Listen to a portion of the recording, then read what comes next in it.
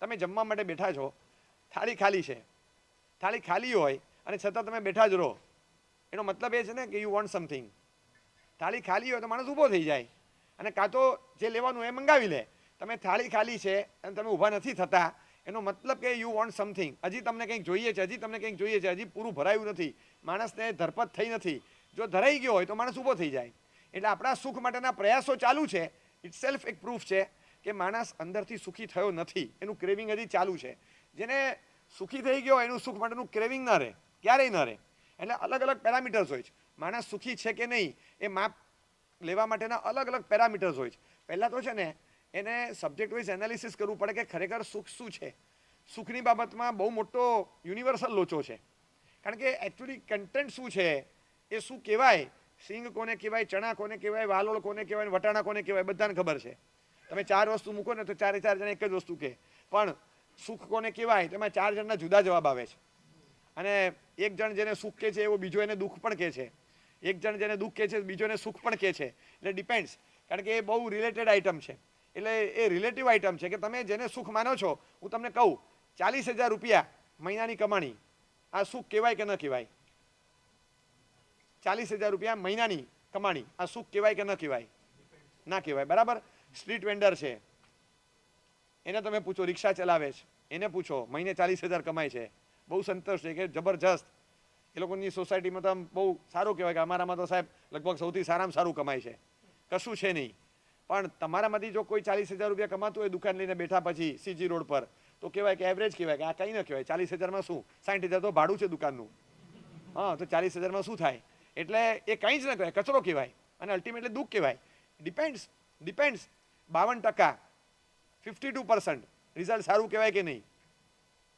બરાબર છે. સીએ ફાઇનલમાં બહુ સરસ, બહુ સરસ, બરાબર છે, ફેન્ટાસ્ટિક. એટલે 52% સીએ ફાઇનલમાં, ઓ ગ્રાન્ડ સક્સેસ, જબરજસ્ત. એટલે ડિપેન્ડ્સ. 38 રન સારું પરફોર્મન્સ કહેવાય કે નહીં? 38 રન બાય કુલદીપ યાદવ, સરસ, બહુ સારું કહેવાય. હા, એટલે ડિપેન્ડ્સ. આ રિલેટિવ ટ્રુથ છે. તમે એને સારું કહો કે ખોટું કહો, એ રિલેટિવ ટ્રુથ છે. તમે તમારા ખિસ્સામાં શું છે? કંઈ નહીં, અડધો કિલો, અડધો કિલો સોનું, ઓહો થઈ જાય, અડધો કિલો સોનું, ઓહો 50 તોલા, ગજબ કહેવાય. તો અડધો કિલો સોનું સાંભળે અને કંઈક અલગ લાગે. ખાંડ હોય, ગોળ હોય, ઘઉં હોય, ચોખા હોય, મગ હોય, મગની દાળ હોય, એમાં કંઈ નથી. પણ અડધો કિલો સોનું બોલો એટલે તમને કંઈક ઓહો બહુ કહેવાય, સરસ, જબરજસ્ત. આની પાસે ઘણું બધું છે, આની પાસે 5 કિલો ઘઉં છે, આની પાસે અડધો કિલો સોનું છે, તો પણ આની પાસે ઘણું બધું છે. એટલે આ રિલેટિવ ટ્રુથ છે. સુખ છે ને એ રિલેટિવ આઇટમ છે. તમે ખબર નથી કે આને સારું કહેવાય કે ન કહેવાય, આને સુખનું સાધન મનાય કે ન મનાય, આ મને આનંદનો અનુભવ કરાવશે કે નહીં કરાવે, ડિપેન્ડ્સ. હું એસએસસીમાં છું, 52% સારા નથી, મને સુખનો આનંદની અનુભવ નહીં થાય. પણ જો સીએ ફાઇનલમાં છું તો 52-54% મને જબરજસ્ત અનુભવ કરાવશે. 42 માર્ક્સ આઉટ ઓફ 100, બહુ આનંદ થશે, બહુ. 40 હોય તો સૌથી વધારે આનંદ સીએ ફાઇનલમાં. 40 પેપરમાં મને એગ્રેગેટ 50+ જોઈએ ને એવરેજ 40 મિનિમમ જોઈએ. મને જો 40 મળી ગયા ને એક પેપરમાં હું 40માં નીકળી ગયો, ઓહો બહુ સરસ, બહુ સરસ. મને 100માંથી 40 માર્ક એટલે આમ કંઈ ન કહેવાય, પણ 100માંથી 40 એક પેપરમાં મળ્યા, અરે અડધો ઓછો હોત ને તો બધું ફરીથી આપવું પડત, બચી ગયો. બસ આપણે આ રીતે વિચારીએ તો ખબર પડે કે શું કંઈક રિલેટિવ આઇટમ છે. એટલે એને તમે બહુ અલગ પર્સપેક્ટિવ, તમારા પોતપોતાના પર્સપેક્ટિવ અલગ અલગ હોય. ચાઇનામાં એવી પદ્ધતિ છે કે એ લોકો લીંબુ નાખેલી ચા પીવે. ત્યાં લીંબુ નાખે, કાળી ચા હોય, દૂધ ન હોય, સાકર ન હોય, લીંબુ નાખીને ચા પીવે. હવે તમે જુઓ તો તમને લાગે લીંબુવાળી ચા, કઈ જાતના માણસો છે, ચાવાળી લીંબુવાળી હોય ને એ લોકોને પૂછો કે એ લોકો મોઢું બગાડે, વોટ નોનસેન્સ, દૂધવાળી ચા, છી, દૂધવાળી ચા. એ લોકોને એવું લાગે છે કે દૂધવાળી ચા પીવાતી હશે એટલે એકદમ એને કંઈક અલગ લાગે છે. સ્વચ્છતા ઝુંબેશ પછી સોસાયટી ક્લીન થઈ ગઈ, બંગલો ક્લીન થઈ ગયો, કોર્નર્સ કોરિડોર્સ બધું ક્લીન થઈ ગયું, તમારું રૂમમાં ઝાડુ પોતું મારીને ચોખ્ખું ચટ કરી નાખ્યું, અને પછી ડુક્કર ત્યાં આવે ને તો એને તમારી સ્વચ્છતા જોઈને ચિતરી ચડે. કારણ કે એના માટે આ રિલેટિવ ટ્રુથ છે કે એને આ જોઈને છી કેટલો ચોખ્ખો ઓરડો છે, એને એવું થાય છે. અને આપણે જેને છી જોઈને કરીએ છીએ એને મગની દાળનો શીરો લાગે ત્યાં આગળ, એ ત્યાં જતો રહે છે, કારણ કે એને કંઈક જુદું દેખાય છે. આ રિલેટિવ ટ્રુથ છે. જે ચીજ તરફ આપણે આંખ નથી માંડતા એ ચીજ અમે મોઢું નાખે છે, કારણ કે રિલેટિવ ટ્રુથ. બસ એને કોઈ સંજોગોમાં પણ એને લેવાનું મન થાય છે કે નહીં, હવે ચાલવાનું. જે માણસ હાથમાં લે તમાકુ આમ કરીને સીધો મોઢામાં નાખીને એના માટે એને આમ તલબ હોય, એ તમાકુ વગર રહી નથી શકતો. કૂતરાની પાસે મૂકો, કૂતરું આવે અને આમ સૂંઘે, જતો રહે. કૂતરું ક્યારેય ના નાખે મોઢું, એ કે માણસો ના આપી દો અમે ના ખાઈએ, ના પાડે. આ રિલેટિવ ટ્રુથ. આમ ઘણી ચીજો એવી છે જે ડુક્કર ખાય છે, આપણે જોતા પણ નથી. કોઈક ચીજ એવી છે જે આપણે ખાઈએ છીએ, કૂતરું સૂંઘતું નથી, એ ના ખાય. એટલે કોઈ દિવસ આ પશુ પંખીઓ જો કોઈ દિવસ તમાકુના ખેતરમાં નહીં જાય. એ લોકો વાડ નથી રાખતા. તમાકુના ખેતરમાં ફેન્સિંગ ના હોય, કારણ કે ખબર છે એમાં ગધેડું પણ ના આવે, બકરી પણ ના આવે, એટલે એ લોકો વાડ રાખે જ નહીં. અને માણસ તો વાડ કૂદીને આવી શકે, એટલે વાડનો મતલબ નથી, એટલે તે ડોન્ટ કીપ એની ફેન્સ, કોઈ રાખતા જ નથી. એ ચીજમાં કૂતરું મોઢું નથી નાખતું, એ ચીજ માણસ મોઢામાં નાખે છે. Relative truth. એને એમાં સ્વર્ગ દેખાય છે, એને આમાં કંઈક બીજું દેખાય છે. એટલે અલગ અલગ પ્રકારનો આનંદ છે. જે પ્રકારનો આનંદ હોય એ પ્રકારનો આનંદ. હું તમને એ જ કહું છું કે ઓપરેશન સિંદૂર, બરાબર, આ સુખનું સિમ્બોલ છે કે દુઃખનું સિમ્બોલ છે? હા, ઓપરેશન સિંદૂર કયા દિવસે શરૂ થયું ખબર છે? જે દિવસે તમારા લગ્ન થયા હોય એ દિવસે. સીઝ ફાયર હજી ન થયું એવું બની શકે, પણ 15 વર્ષ, 10 વર્ષ, 5 વર્ષ, 3 વર્ષ પહેલા પણ ઓપરેશન સિંદૂરનો પ્રારંભ થઈ ગયો હોય એવું બની શકે. અને કલ્પનાથી સુખના સિમ્બોલ તરીકે આપણે એ ઓપરેશન શરૂ થયેલું. પછી જોઈએ એવું ઓપરેશન ના મળે તો પછી ખરેખર આપણે એમ લાગે કે આ ઓપરેશન સિંદૂર પણ દુઃખદાયી અંત લાવનારું બને. એટલે તમે એ વખતે કંઈક જુદું માનતા હતા, એ વખતે કંઈક જુદું માનતા હતા, અલગ તમારો પર્સપેક્ટિવ બદલાઈ જાય એટલે પછી કંઈક અલગ જ દુનિયામાં તમે જાઓ છો, તમને બીજું દેખાય છે. એટલે એક સમય હતો કે જ્યારે હસબન્ડ વાઈફ એક સ્ટોરમાં પ્રવેશ કરે ત્યારે જેન્ટ્સની આઈટમ આ બાજુ હોય, લેડીઝની આઈટમ આ બાજુ હોય, તો વાઈફ આ બાજુ ઊભી રહી જાય 10,000 રૂપિયા પર્સમાં લઈને, અને જેન્ટ્સ માટેનું આ વોચ બતાવો, પેલું બતાવો, આ પાઉચ બતાવો, પેલું વોલેટ બતાવો, જોયા કરે. આ બધું લેડીઝ આઈટમ છે, ત્યાં ભાઈ ઊભા રહી ગયા કે પેલું બક્કલ બતાવો, પેલું આ બતાવો ને એ બધા. અને બંને જણા 10,000ની ખરીદી કરે છે. લેડીઝ આઈટમની ખરીદી પેલો કરે છે અને જેન્ટ્સ આઈટમની ખરીદી પેલી કરે છે. એનિવર્સરીના દિવસે, પહેલી જ એનિવર્સરી હતી, અને એ જ સ્ટોરમાં 6ઠ્ઠી એનિવર્સરીએ ગયા ત્યારે લેડીઝ આઈટમ ખરીદવા માટે બેન ઊભા રહી ગયા, અને ભાઈએ આ બધું અવાજ કરી, 10,000 રૂપિયા છે, તું ત્યાંથી કાંઈ લેતી નહીં, માથાકૂટ નહીં કરતી, મારે અહીંથી લેવાનું છે. તો કે તમારે દર વખતે લેવાનું છે, હું અહીંથી લઈશ જ. અને ત્યારે અલગ પેલા લેડીઝ આઈટમ લેવા માટે જેન્ટ્સ ઊભા હતા લેડીઝ માટે, અને જેન્ટ્સ આઈટમ લેવા માટે લેડીઝ ઊભી હતી જેન્ટ્સ માટે. આ બંને એકબીજા માટે એક બીજી વસ્તુ લેતા હતા, કારણ કે અલગ પ્રકારનું સુખ હતું. બીજાને આપવામાં આનંદ હતો, આજે પોતાને લેવામાં આનંદ છે. પર્સપેક્ટિવ સુખનો બદલાયો.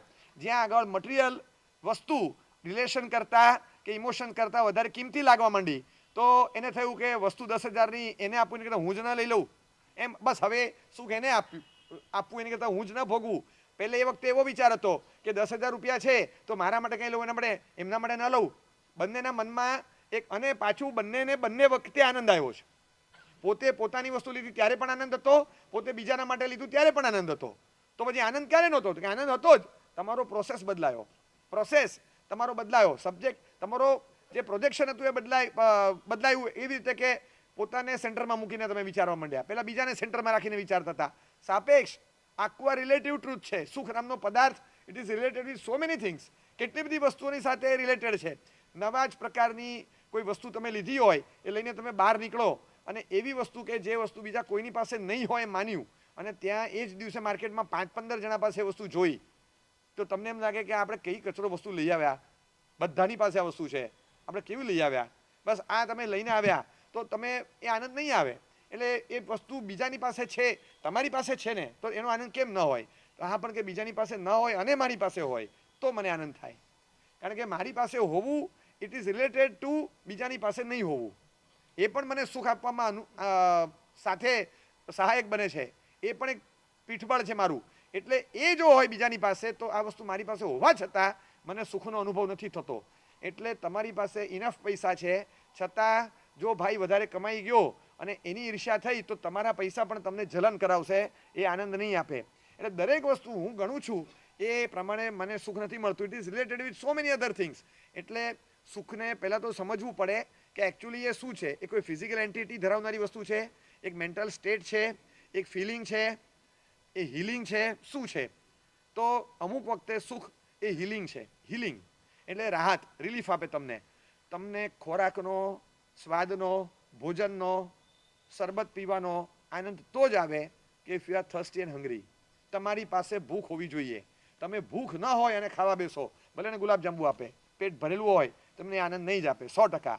એટલે ભોજનનો સ્વાદ લેવા માટે, ભોજનનું સુખ લેવા માટે તમારી પાસે દુઃખનું બેકગ્રાઉન્ડ હોવું જરૂરી. ભૂખ નામનું દુઃખ હોવું જોઈએ. તમને શરબતનો આનંદ ત્યારે આવે છે કે તરસનું બેકગ્રાઉન્ડ તમારી પાસે હોય.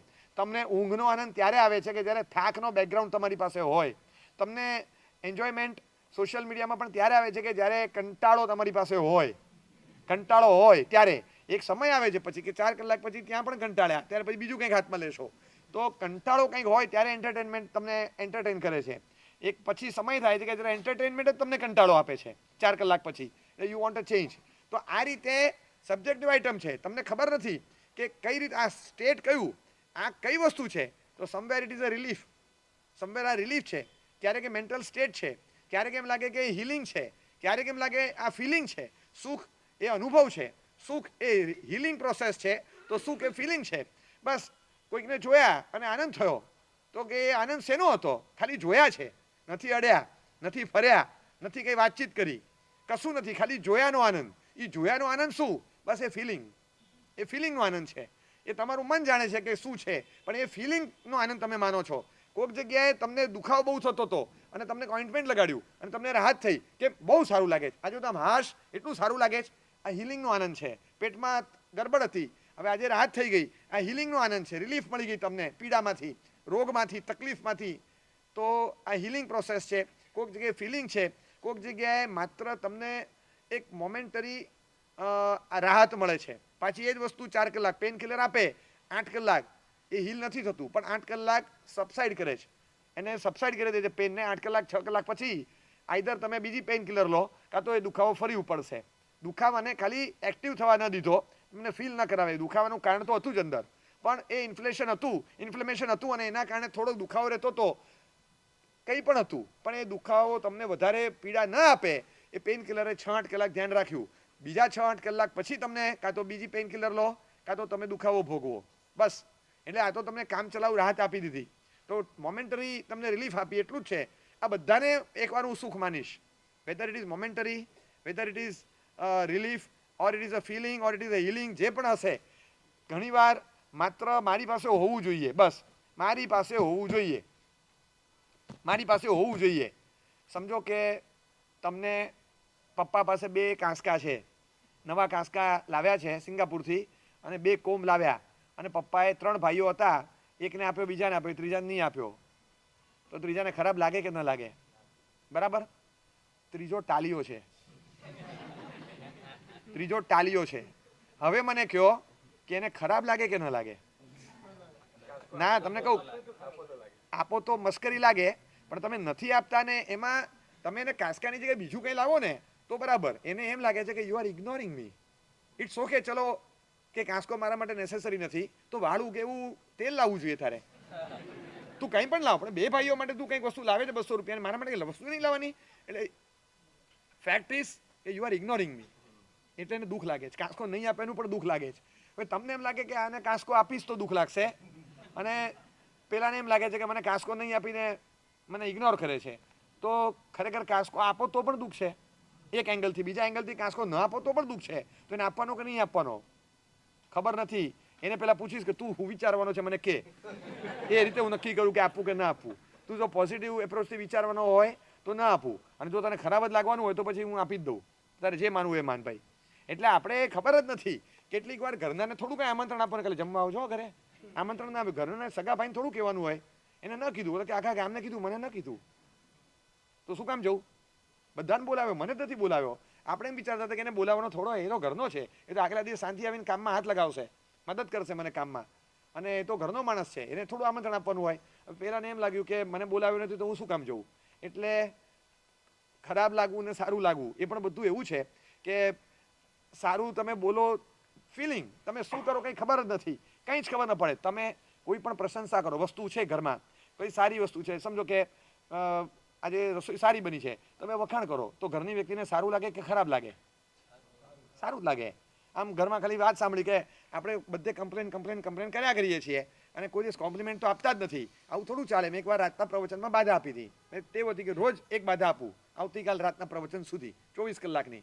નોકરને કંઈક આપવાનું, પપ્પા મમ્મીને પગે લાગવાનું, ઘરમાં સાથે જેની સાથે રહો છો એની એકવાર કાલ રાત સુધીમાં પ્રશંસા કરવાની. આવી રીતે ઘણીવાર હું કંઈ ને કંઈ ટોપિક આપું. મેં ટોપિકમાં બાધા આપી કે ઘરની વ્યક્તિની એમની હાજરીમાં કાલ રાત પહેલાં યાદ આવે તો, ન ભૂલી ગયા તો કંઈ નહીં, કોઈ મુદ્દો લઈને આપણે પ્રશંસા કરવાની. તો બધા પોતપોતાની રીતે વ્યાખ્યાન માટે નીકળતા હતા. ત્યાં વાઈફે યાદ કરાવ્યું, અરે ભાઈ વરસાદ જેવું છે, છત્રી લઈને જાઓ, પછી આવતા પલ્લી જશો. ઓહો, કેટલું ધ્યાન રાખે તું. બસ એક લીટીમાં પણ પ્રશંસા કરી દીધી. બધાને કંઈક મુદ્દો મળ્યો. પેલા એક ભાઈને બિચારાને એને ઉતાવળ કે ભાઈ જઈને ઘરે જઈને કે પેલા 1 કલાકમાં છે ને પેલા સબ્જેક્ટ પૂરો કરવા દે, નહીં તો પાછું રહી જશે કાલ સાંજ સુધીમાં. એટલે ઘરે જઈને સીધા જમવા બેઠા અને જમતી વખતે કઢીમાં બોળ્યું અને મોઢામાં નાખ્યું હાથ અને મોઢામાં કોળિયો મૂકતા, વાહ શું કઢી બનાવી છે, છૂટી સાણસી આવી. અને પછી જે ભડક્યા છે કે 15 વર્ષમાં એક વાર એક શબ્દ બોલ્યા નથી. અને આજે બાજુવાળા રસોઈ બનાવવા આવ્યા હતા.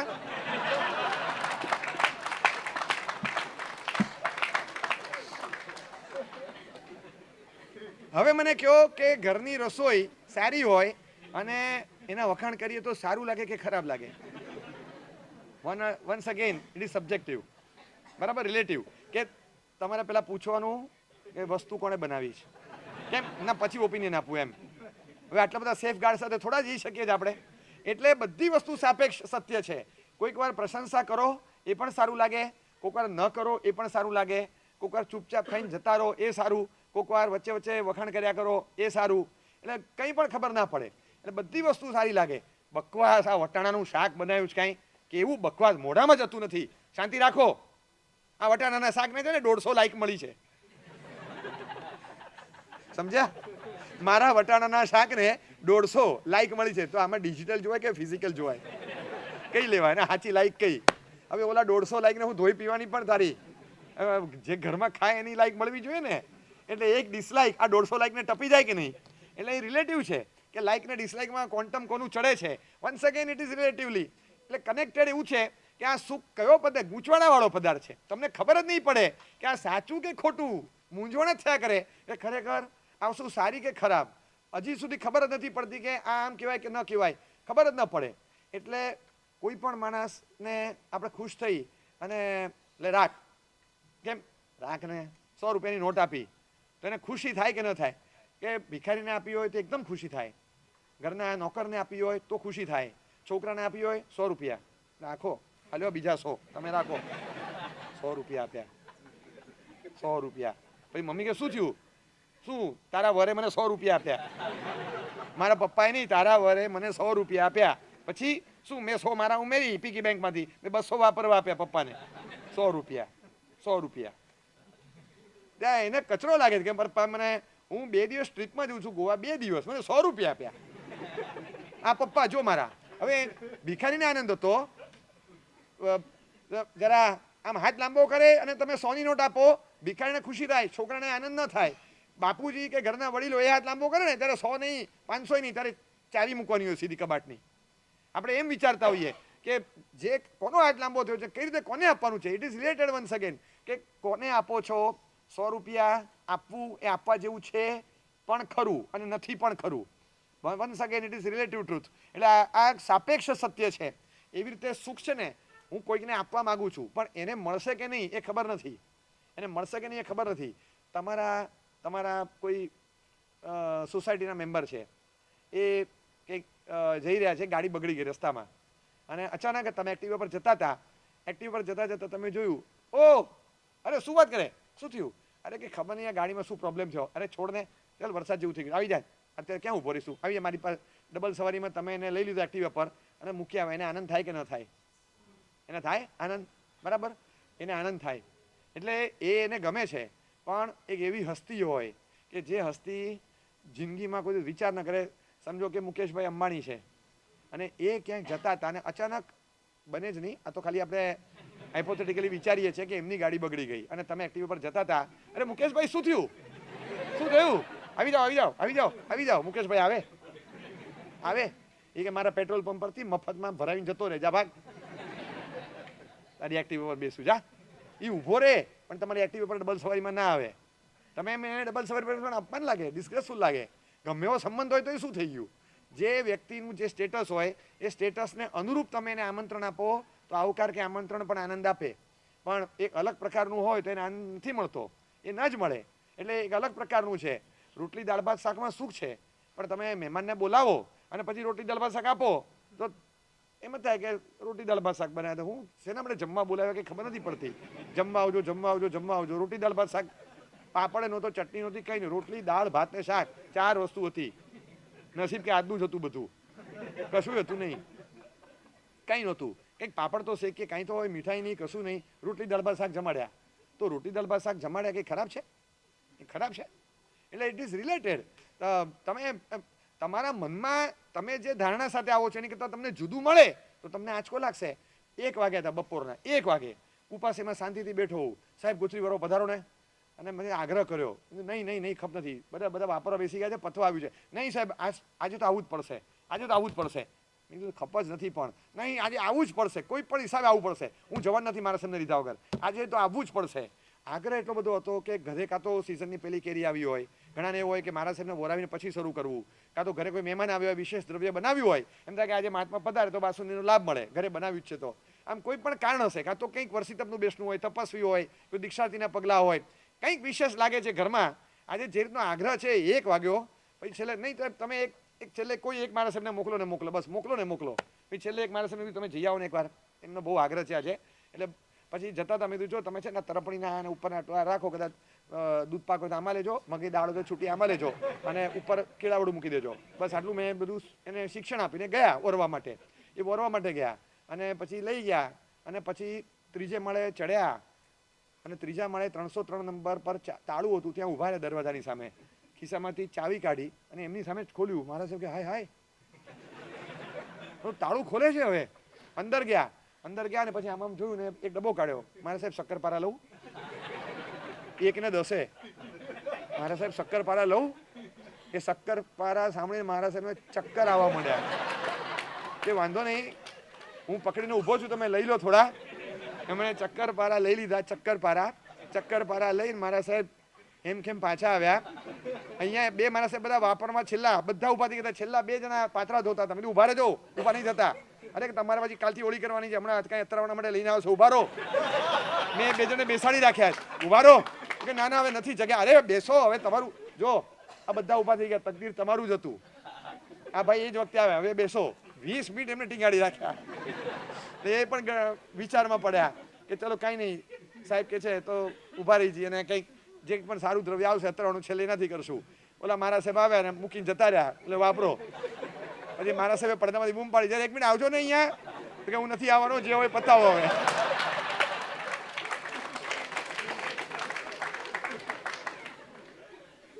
હવે પેલા માણસે મારા સાહેબને વરાવ્યું, મારા સાહેબે મને બતાવ્યું, મેં આમને વપરાવ્યું. આમાં આનંદ કોઈને થયો છે? હા, તો મને એ કહો કે આમાં ખોટી વસ્તુ કોઈ અપાઈ છે? પેલા ભાઈએ પથ્થર વરાવ્યો હતો, શક્કરપારા અભક્ષ હતા, પણ તમે જે ધારતા હતા એની કરતા નીકળ્યું જુદું, તો it doesn't make you happy. તમને આનંદનો અનુભવ નથી કરાવતો, કારણ કે તમારું એક્સપેક્ટેશન હતું કંઈક. બસ simple. Because happiness was related with something else. તમે કંઈક તમારો દૂધપાક વિચાર્યો તો ઉકાળો ના આવ્યો હારો, તો કંઈક કહ્યું ક્યાં બધું? તમે વિચારી બેઠા હતા બીજું જ કંઈક નીકળ્યું. બસ તો ઇટ ઇઝ રિલેટેડ. તમે મૂવી જોઈને આવ્યા અને મૂવી કેવું બોરિંગ. આ તમારું ઇન્ડિવિજ્યુઅલ સ્ટેટમેન્ટ છે. હા, એવું કંઈ કાયદો છે કે બધાને માટે બોરિંગ હોય? કોઈના માટે મોસ્ટ ઇન્ટરેસ્ટિંગ હોઈ શકે છે, હોય એને એ જ વસ્તુ ઇન્ટરેસ્ટિંગ લાગી હોય. હા, જે ઓબ્જેક્ટિવ એલિમેન્ટ હોય ને એમાં કંઈ જ નહીં. સ્કાય ઇઝ બ્લુ, એમાં તમારે વેરિફિકેશન કરો, કોઈને પણ પૂછો, સ્ટેટમેન્ટ આ જ આવશે. પણ મૂવી ઇઝ બોરિંગ, તમે પૂછો 25 જણને, ઇટ મે ડિફર. એક સબ્જેક્ટિવ ટ્રુથ છે, એક ઓબ્જેક્ટિવ ટ્રુથ છે, બેમાં ડિફરન્સ છે. એવી રીતે આ સુખ છે ને સાપેક્ષ પદાર્થ છે, એ it may differ person to person, situation to situation, destination to destination. ગરમ કપડાં પહેરવા બહુ સારા લાગે, પણ ડિસેમ્બર મહિનામાં. અત્યારે તમને મફલર ને કાનટોપી આપે કે મે મહિનામાં પહેરીને ફરો, કેમ? તો ત્યારે તો બહુ ઝઘડતા હતા. હું હવે આ મે મહિનામાં કંઈ મફલર ને કાનટોપી હોય? કેવી વાત કરે છે? તો ત્યારે ન સારું લાગે. એટલે દરેક વસ્તુ, દરેક ચીજને આપણે એ રીતે તમે કયા કન્ડિશનથી કરો છો. કોઈકને તમે આગ્રહ કરીને, તમને કોઈક આગ્રહ કરીને આમ એકવાર જમવા બેઠા, કે નાસ્તો કરવા ગયા કે કંઈ પણ, અરે તમને કહું છું એક ગ્લાસ દૂધ આપ્યું, ખાલી એકદમ કેસર બદામનું દૂધ આપ્યું, લો હજી ગ્લાસ ખાલી કરીને મૂક્યો ને પાછો, અરે નહીં નહીં નહીં, અરે લ્યો ને યાર, બીજી વાર આગ્રહ કર્યો, બીજી વાર, તો તમને આનંદ થાય કે ન થાય? કેસર બદામનું દૂધ બપોરે 3 વાગે 4 વાગે, એકદમ આમ ઇલાયચી નાખેલું, કેસર બદામ નાખેલું, સરસ મજાનું દૂધ છે, એકદમ આમ કઢાયું દૂધ હોય. ગ્લાસ પતી ગયા પછી બીજી વાર આગ્રહ કર્યો, તમે ના પાડતા રહ્યા અને ફરીથી આગ્રહ કરીને અડધો ગ્લાસ ભરી દીધો, તમને આનંદ થાય કે ન થાય? થાય. પણ જસ્ટ એ આગ્રહ કરતા કરતા બીજી વાર આપતા આપતા, નહીં નહીં નહીં નહીં, અરે લ્યો ને યાર, હવે એમ માનીશ કે કૂતરું પી ગયું, પીવો ને યાર. એક આવું જો બોલી ગયો ને, હવે મોઢે ન જાય અંદર, કૂતરું પી ગયું એમ માનીશ, એટલે એ મને સમજે શું? એ મને સમજે શું? તમને કોઈ એમ કે ને એ બોલવાનું બંધ કર, બોલવાનું બંધ કર, તો તમે ચૂપ થઈ જાઓ. એ ભસવાનું બંધ કર, હું ક્યાંનો ભસ્યા કરે છે, એટલે એટલે એટલે એટલે હવે તમે કંઈક જુદી રીતે વિચારો છો. સ્ટેટમેન્ટ તમને ટ્રિગર કરે છે, એટલે બોલવાનું કહેવાનું એ જે હોય તે, પણ તમને આગ્રહ કરે દૂધનો તો પણ તમને નથી ગમતું, કારણ કે પાછળ એક વાક્ય એવું આવ્યું કે એ વાક્ય છે ને આગળના વાક્યોને મર્મ તોડી નાખે છે. એટલે વન્સ અગેન એ જે આગ્રહ કરે, સારામાં સારી ચીજ પીરસે, છતાં પણ તમને દુઃખ લાગે છે. હવે જિંદગીમાં ત્યાં બીજી વાર જવું નહીં, કૂતરા સમજીને જમાડે છે આપણને. આપણે કૂતરા સમજે છે, કૂતરા સમજીને દૂધ પીવડાવે છે, આવી રીતે બોલે છે, એટલે અક્કલ નથી. કોઈ પણ દિવસ તમે કન્સોલ કરો, કોઈ દિવસ અરે ભાઈને ત્યાં કોઈ ગુજરી ગયું છે ને પછી ભાઈને એના ખાસ મિત્ર અને એમનો એકનો એક છોકરો કોરોનામાં એક્સપાયર થઈ ગયો, 36 વર્ષનો, ભાઈ 65 વર્ષના, અને અહીંયા એમના મિત્ર હતા, એ પણ બેડ રિડન હતા, એમને વાગ્યું હતું કંઈક, તો એમણે એના દીકરાને કીધું કે કામ કર, આપણા આ બાજુની સોસાયટીમાં છે ને એનો મોટો દીકરો ગુજરી ગયો, આજે એમનું બેસણું છે, જઈ આવ. પપ્પા આ બધો વ્યવહાર મને ન ફાવે. અરે ન ફાવે નહીં, સાંભળ, જઈ આવ તું ત્યાં, જઈ આવ. અરે કે ન સાંભળ, મારા જીગરી દોસ્ત છે યાર, જવું પડે, આ તો મને ફ્રેક્ચર થયું, તું જઈ આવ ને ભાઈ, થોડી વાર બેસી આવવાનું, 1-2 શબ્દ બોલવાના બસ, એટલે બીજું કંઈ ન હોય આમાં. કે શું મને ખબર ન હોય કે ત્યાં જઈને શું, અરે કે આજુબાજુવાળા બોલતા ને તું છોડ ને, હવે માથા ગુડે બધું ત્યાં જઈશ બધું આવડશે, એ તો જાય એટલે શીખે, જા તું ઓલાને મોકલો ત્યાં. એટલે બાજુમાં તો અંદર ખબર નહીં 4 જણા અંદર આમ જો આમ ગુજરી ગયો ને, આમ ગણો ને તો સાચે ગામ આખાનું કરી નાખ્યું હતું.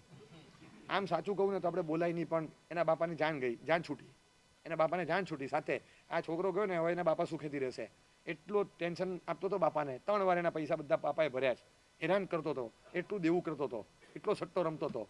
એટલે આમ ગણો તો એના બાપાની જાન છૂટી કહેવાય. એટલે કોક આમ બોલે, અંદર ગોસિપિંગ ચાલતું હતું. પેલા ભાઈએ બધું સાંભળ્યું, પછી ગયા અંદર, શાંતિ કાકા જરા ચિંતા ના કરો, જો આમ સાચું કહું ને તો તમારી જાન છૂટી. હવે આ તો એક થપ્પડ પડી, બેવકૂફ, કઈ ખબર પડે તને? ઓલા આવ્યો, પપ્પા મેં તમને કીધું તું ને, મેં કીધું તું તમને કે મને નથી મોકલવાનો. કે શું થયું? શું થયું? તમે મને થપ્પડ ખવડાવી. તમે તને કીધું તું કે ચૂપચાપ નહીં આવવાનું, ખાલી 2 શબ્દ. હા તો એ 2 શબ્દ બોલ્યા એમ જ મર્યા. પણ કે આપણે ગમે તે નહીં બોલવાના છે બધા. હા પણ તમારું માનીને આ બધા બોલતા હતા ને, એ બોલ્યા એમ જ મર્યો. પછી કે શું થયું? કે બધા આવું બોલતા હતા. અરે મારા તું તો પણ હવે નાનાને બોલે તો આવને ભાઈ, અહીંયા કેવા ખરાબ થઈ ગયું બધું ઊંધું, તું જાને જરા ખરખરો કરી આવ, શાંતિ કાકાને ખરાબ લાગશે, જાન જરા જા, તું જરા જઈને વાળી આવ જા. અને પછી નાના છોકરાનો એકદમ સ્માર્ટ, એ ઓર સ્માર્ટ હતો, એ કે પપ્પા ટેન્શન ના લો, હું બધું સરખું કરી આવું છું. આ ભાઈને કંઈ ખબર જ નથી પડતી મોટકાને, એ ખાલી નામનો મોટો છે, હું જઈ આવું બધું સરખું કરી આવું. એટલે ભાઈ ગયા ત્યાં આગળ, અને ત્યાં જઈને હવે કન્સોલેશન આપવાનું છે કે ભાઈ મારા ભાઈથી ભૂલ થઈ હતી, I am very very sorry on behalf of him. આવી રીતે ત્યાં માફી માગવા જાય તો કાકાને આનંદ થાય કે ન થાય? ન થાય.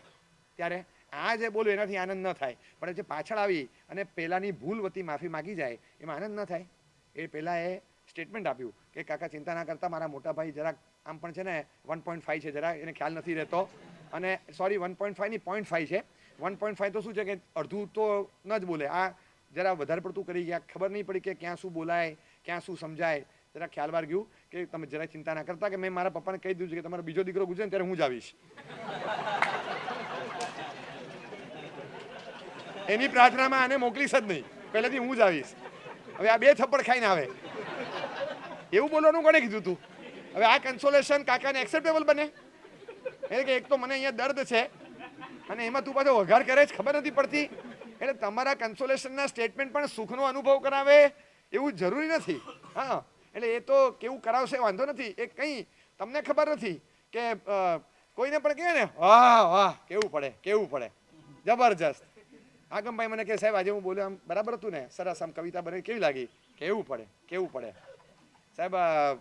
કોઈ પણ માણસ આપણે ખાલી એટલું કહીએ વાહ કેવું પડે તો ઇટ ક્રિએટ્સ એક જોય ફિલિંગ અંદર ક્રિએટ કરે. પણ તમે છે ને એક સ્ટેટમેન્ટ આપજો ઘરે જઈને, કોઈને પણ ખાલી કેવું હોય તો કહી જોજો વાહ વાહ કેવું પડે, દરેક વાતમાં 3 વાર કેવું પડે.